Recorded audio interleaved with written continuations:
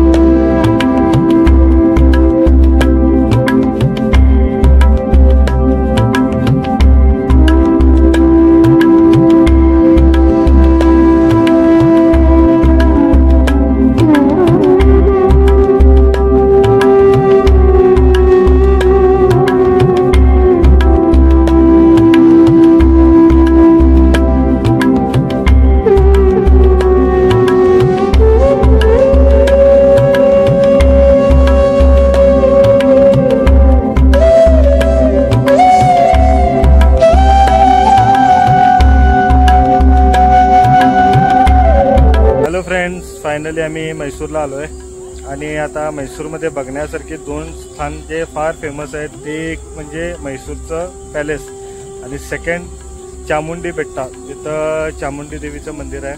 आता हे दोन्ही पण आम्ही एक्सप्लोर करणार आहोत आणि तुम्हाला दाखवणार आहोत. तर आमच्याशी जुडले राहा.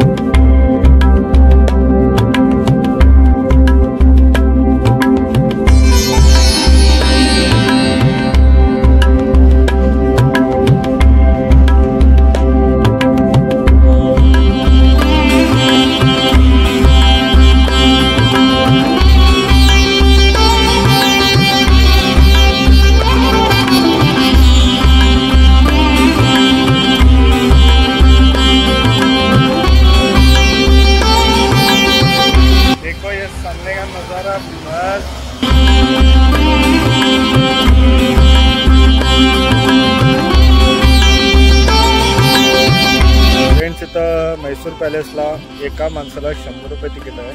लहान पोरं असतील 18 वर्षाच्या खालची तर 50, आणि जर स्टडी टूरसाठी आला असेल तर 30 रुपये आहे. स्टुडंट्स म्हणून आला स्टडी टूरला तर कमी आहे, नाहीतर 100 रुपये तिकीट पॅलेस बघायचं असेल तर. जर फक्त वरांडा फिरून तिथलं पूर्ण जे काय गार्डन आहे ते फिरून येणार असेल तर फ्री आहे. तर येताना ह्याची तरतूद नक्की करा, कारण फार एक्सपेन्सिव्ह आहे.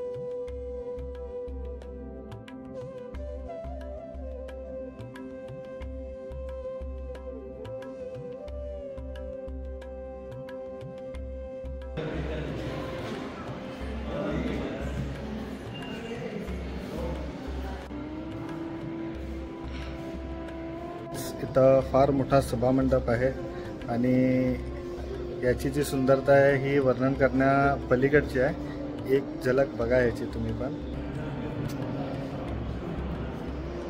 त्या साईडला सगळे पेंटिंग्स, फोटोज देवाचे सर्व काही लावलेले आहेत। थोड्या गोष्टी कॅमेरा व्यवस्थितपणे कॅप्चर करू शकेना, त्यासाठी तुम्हाला इथंच यावं लागेल, कारण कॅमेऱ्यातनं बघणं आणि खरोखर बघणं ह्याच्यामध्ये फार फरक पडतो आहे।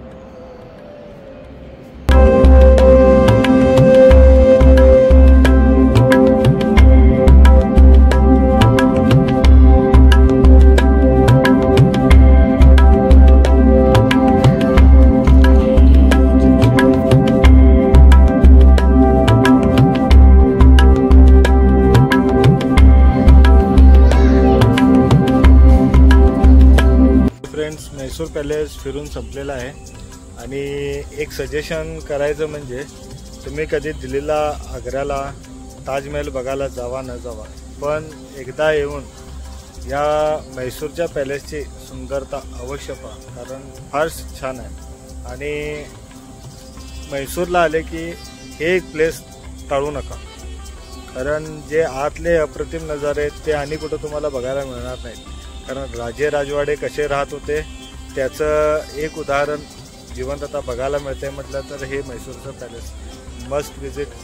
आणि आमचा व्हिडिओ जर तुम्हाला चांगला वाटला असेल तर प्लीज चॅनलला लाईक, शेअर, सबस्क्राईब, कमेंट सर्व करा, कारण ह्याची आम्हाला फार गरज आहे। Thank you.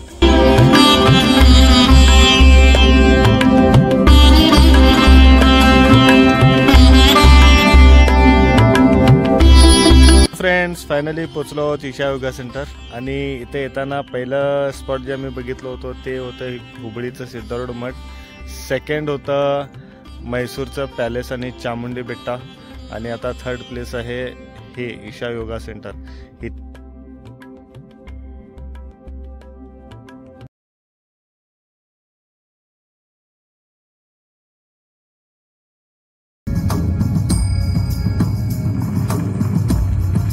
Seven sages, the Saptarishis, took the sacred science of yoga in all its forms to human habitations across the planet, which turned into crucibles of civilization.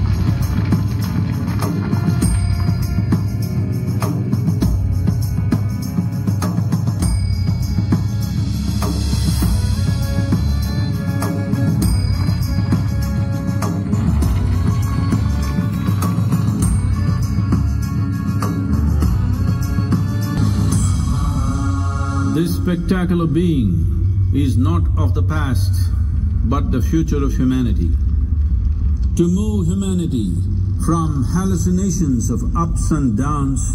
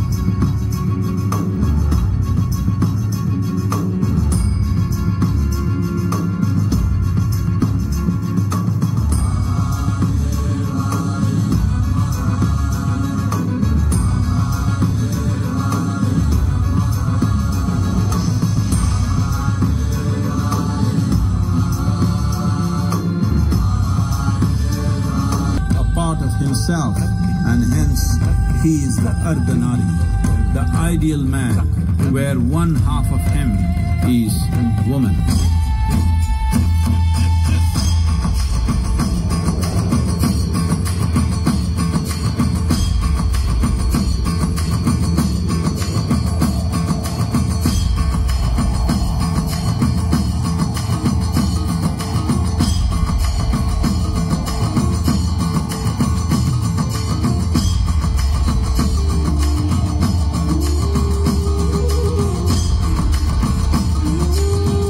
to nameless ecstasies of one's interiority. Mahadevaya Namaha. Wherever you are, join this anniversary celebrations of the consecration of Dhyanalinga. Participate in the live stream of multi-religious chants, Nada Aradhana, Guru Puja, and a Sadguru video for this special occasion.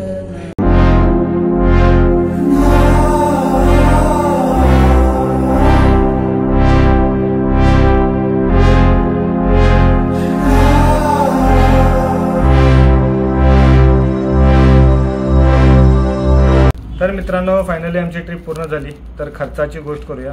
खर्च म्हणजे आता इकडून बेळगाववरून हुबळीला जे गेलो त्याचे 141 रुपये ticket मला बसला लागले.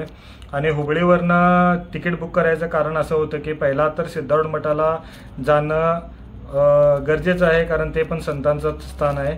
आणि जर तुम्ही असं दर्शनाला जात असाल तर असे व्हिजिट करत जाणं फार चांगलं असते. मग तिकडनं बसस्टँडवरनं सिद्धार्थ मठाला 20 रुपये तिकीट आहे बसला. आणि तुम्ही शेअरिंग रिक्षा केलास तरीसुद्धा तेवढेच घेतात. आणि दुसरे म्हणजे तिकडनं जे रेल्वे स्टेशनला जायचं तिकीट आहे ते पण 20 रुपयेच आहे. आणि पर्सनल रिक्षा केला तर 80 ते 100 रुपये त्यांनी घेतात. आणि दुसरे म्हणजे तिकडनं बुक करायचं कारण की म्हैसूरपर्यंत तुम्हाला कायम कन्फर्म तिकीट मिळते, जर 3-4 दिवसापूर्वी पण तुम्ही जर बुकिंग केला तर. आणि आम्ही 5:30 वाजताची ट्रेन बुकिंग केलेलो तर 380 रुपये आम्हाला तिकीट बसलं, ती जी रात्री 3-3:30च्या सुमारास जाऊन पोचते. जर तुम्ही 8-9ची ट्रेन बुक केला तर 480 ते 500 रुपये तिकीट आहे. आणि तीसुद्धा तुम्हाला कन्फर्म मिळते. ते तुम्ही बघा तुमच्या हिशोबानं कधी बुक करणार ते. आणि म्हैसूर फिरायचं झालं तर म्हैसूर पॅलेसपर्यंत तुम्हाला रिक्षा केला तर 80-100 रुपये रिक्षेला घेतात. आणि जर चालत गेला तर 1-1.5 किलोमीटरचा रस्ता आहे, तुम्ही चालतही जाऊ शकता तिकडनं रेल्वे स्टेशनकडनं गुगल मॅपवरती घालून. आणि चामुंडी बेटाला जायचं असेल तर 40 रुपये तिकीट आहे बसला. आणि AC बसला आहे 80 रुपये. त्याच्यामध्ये तुम्ही बघा कुठल्या बसनं जाणार आहे ते. आणि म्हैसूरच्या पॅलेसचं डिटेल्स तर मी दिलेलंच आहे. म्हैसूरवरनं कोइंबतूरला 200 रुपये तिकीट आहे. आणि ते 200 रुपयामध्ये तुम्ही ज्या स्टॉपवरती उतरता तिकडनं समोरच एक तुम्हाला स्टॉप मिळेल. तिकडं 14D जी बस आहे ती ईशा फाउंडेशनला जाते. कारण तिकडच्या बसांवरती ऑलमोस्ट कोणत्याही दुसऱ्या लँग्वेजमध्ये लिहिलेलं नसते, तमिळ लँग्वेज असते. त्यामुळे फार कन्फ्युजन आहे. आणि लोकांना विचारलं तर ते प्रॉपरली तुम्हाला गायडन्स देत नाहीत. तर 40 रुपये तिकीट आहे तिकडनं. 30 किलोमीटर रस्ता पडतोय तो. आणि शक्यतो सकाळी 8 ते रात्री 8पर्यंतच ते ईशा फाउंडेशनचं जे मंदिर आहे ते ओपन असते. त्यानंतरला तुम्हाला स्ट्रिक्टली आतमध्ये जायला देत नाहीत. आणि ते जंगल एरिया असल्यामुळे राहायला देत नाहीत. आणि जर लॉजची वेगळी व्यवस्था म्हटलं तर ईशा फाउंडेशनकडनं पाहिजे असेल तर अगोदर तुम्हाला 3-4 महिने बुकिंग करावं लागते. नाही तर 7-8 किलोमीटरवरती तुम्हाला लॉज मिळतील जे 1000-1200च्या आसपास मिळतील. ते आता किती लोक जातात त्याच्यावरती तुमचा खर्च डिवाइड होतोय. एकटे गेलं तर फार महाग पडतंय. आणि ईशा फाउंडेशनला गेल्यानंतर तिथं जेवणाची वगैरे चांगल्या प्रकारे व्यवस्था आहे, पण ती पेड आहे. तिथं प्रसादाची वगैरे व्यवस्था नाही आहे. आणि जेवणाचं जर तुम्ही म्हटला तर 150-200 रुपये हार्डली तुमचे जातील. पण जेवण फार छान असते आणि सात्विक असते. थंड पाण्याची बॉटल वगैरे तिकडे तुम्हाला मिळणार नाही. जे आहे ते नॉर्मल कोल्ड किंवा एकदम गरमच पाणी तिथं ऑलमोस्ट लोकांना देतात. आणि ईशा फाउंडेशनला सगळ्यात जायचं महत्त्वाची गोष्ट का तर तिथं आहेत सद्गुरू, जे जिवंत सद्गुरू आपण म्हणतो ते जिवंत सद्गुरू तिथे आहेत. त्यांनी जे निर्माण केलेलं तिथं लिंगभैरवी मंदिर आहे. आणि ध्यानलिंगम म्हणून एक आहे. ते तिकडे गेल्यावरती माणसाच्या जीवनामध्ये असलेले कोणत्याही प्रकारचे दोष, कर्मदोष पण फार प्रमाणात कमी होते. तिकडे जायचंच असेल तर हातामध्ये काळा दोरा 1 महिना 2 महिने हातामध्ये जे बांधून घ्या. नाहीतर एखादी रुद्राक्षाची माळ गळ्यामध्ये घालून ती तिकडं सोडून यावी. तिथे एक बांधायला एक झाड आहे तुम्हाला दिसते ते, तिकडं ती बांधून टाकायची. फार प्रमाणामध्ये कमी खर्चामध्ये सगळे दोष जातात. कारण हा माझा पर्सनल अनुभव आहे. तिकडं जाऊन आल्यानंतर माझ्या जीवनामध्ये सुद्धा फार फरक पडला. आता लग्नानंतर म्हणून मी माझ्या बायकोसाठी म्हणून तिकडे गेलो होतो त्या ट्रिपला. कारण त्याच्यामध्ये सुद्धा तिला पण ते जे पॉझिटिव्हनेस आहे ते मिळावं आणि पाठीमागे काहीतरी दोष असतील नसतील ती नंतरची गोष्ट आहे, पण तिथनं मिळते ते पॉझिटिव्ह घ्यावं. आणि सद्गुरू सध्याला भेटत नाहीत कारण त्यांचं शेड्यूल फार बिझी असते, कारण फॉरेनर लोक त्यांना फार मानतात. त्यांचे सगळे अमेरिकेला न्यू जर्सीला त्यांचे कार्यक्रम चाललेले असतात. त्यांना जर तुम्हाला बघायची इच्छा असेल तर खास करून शिवरात्रीलाच ते तुम्हाला भेटतील. गुरुपौर्णिमेला असतात नसतात ह्याची मला फारशी माहिती नाही आहे, तिथे विचारलं तर लोक फारसं काय सांगत नाहीत, पण महाशिवरात्रीला ते कन्फर्म तुम्हाला तिकडे भेटतीलच. पण तरीही तुमच्या जीवनामध्ये काहीतरी फारच प्रॉब्लेम असतील तर मला असं वाटतं की पर्सनली तुम्ही इकडं तिकडं न जाता ईशा फाउंडेशनला एकदा जाऊन यावं. आणि जे आम्ही तुम्हाला आदियोगीच्या स्टॅच्यूवरचं जे काय कार्यक्रम तुम्हाला दाखवला, तो जो सप्तऋषींचा आणि शिवची उत्पत्ती कशी झाली काय झाली हे त्यानं इंग्लिशमध्ये त्यांनी पूर्ण माहिती त्या आदियोगीच्या स्टॅच्यूवरती देतात. ती तुम्हाला संध्याकाळी 7 वाजता बरोबर तो कार्यक्रम चालू होतोय आणि हा दररोज असतोय. 7 ते 8 पर्यंत तो कार्यक्रम चाललेला असतो. 15-20 मिनिटाचा कार्यक्रम असतोय. ते बघूनच तुम्ही नंतर निघा, कारण हे फार लोकांना कन्फ्युजन असते की ते वर्षातनं एकदा दाखवतात काही, तसं काही नाही. रोजचा कार्यक्रम आहे तो. त्यानंतरला बेळगावला याची ट्रेन तुम्हाला बेंगलोरवरनं मिळेल 750-700 रुपयाला डायरेक्ट बेळगाव. नाही तुम्ही आणि कुठंतरी फिरणार असेल तर मग ती तुमची चॉईस आहे. आणि जर तुम्हाला रूट बदलायचा असेल तर मग तो आम्ही सांगितलेलाच रूट मैसूरवरनं तुम्ही ये जा करू शकता. आणि आता लास्ट गोष्ट सांगायची झाली तर आम्ही व्हिडिओ तयार करत आहोत, इन्फॉर्मेशन देत आहोत. लोक बघतात, लाईक करत नाहीत, कमेंट करत नाहीत, ज्याची आम्हाला सगळ्यात जास्त गरज आहे. फॉलो करत नाहीत, तर प्लीज आम्हाला फॉलो करा, सबस्क्राईब करा यूट्यूबला असेल तर, आणि इंस्टाग्रामला पण फॉलो करा. असेच आम्ही व्हिडिओ घालत राहू. आणि विदाऊट कमेंट न करता किंवा लाईक न करता जाऊ नका ही विनंती आहे, कारण आम्हाला त्याची फार गरज आहे. थँक्यू.